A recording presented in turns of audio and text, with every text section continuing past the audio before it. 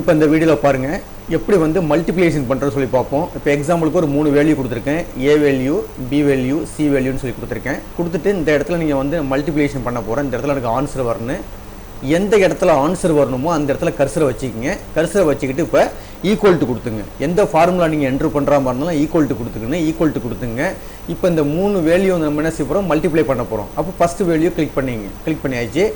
அடுத்து ஷிஃப்ட்டு ஆஸ்ட்ரிக்னு ஒரு பட்டன் ஒன்று இருக்கும். அது கீபோர்டில் வந்து 8ஆம் நம்பருக்கு மேலே வந்து ஒரு ஆஸ்ட்ரிக் பட்டன் ஒன்று இருக்கும். அந்த ஆஸ்ட்ரிக் பட்டனை கொடுத்துங்க.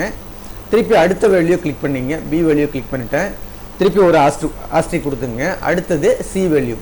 3 வேல்யூ கொடுத்தாச்சு. கொடுத்துட்டு ஜஸ்ட் என்ட்ரு கொடுத்தீங்கன்னா உங்களுக்கு ஆன்சர் வந்துடும். இப்போ இந்த பாக்ஸை கிளிக் பண்ணிங்க. இதே ஆன்சரே எனக்கு கீழெலாம் வரணும்னா ஜஸ்ட் இந்த டாட் ஒன்று இருக்கும். இந்த டாட்டை ட்ராக் பண்ணி இழுத்திங்கன்னா ஆட்டோமேட்டிக்காக கீழே வந்துடும் உங்களுக்கு. ஓகேங்களா? இது ஒரு மெத்தடுங்க. இது வந்து இப்போ என்ன செஞ்சுருக்கோம், 3 நம்பரை மல்டிப்ளிகேஷன் பண்ணியிருக்கோம்.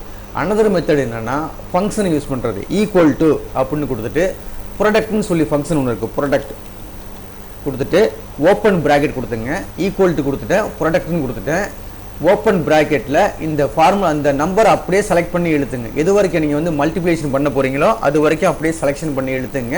இந்த ப்ராக்கெட்டை க்ளோஸ் பண்ணிடுங்க. ஷிஃப்ட் கொடுத்து ப்ராக்கெட்டை க்ளோஸ் பண்ணிவிடுங்க. க்ளோஸ் பண்ணிவிட்டு ஜஸ்ட் என்ட்ரு கொடுத்தீங்கன்னா உங்களுக்கு வந்து மல்டிப்ளிகேஷன் வந்துடும். இந்த ஆன்சரை நீங்கள் என்ன செய்யலாம், அந்த ஃபார்முலாவை அப்படியே நீங்கள் ட்ராப் பண்ணி கீழே எழுத்திங்கன்னா அடுத்த ரோவுக்குலாம் இந்த ஆன்சர் வந்துடும். ஓகேங்களா?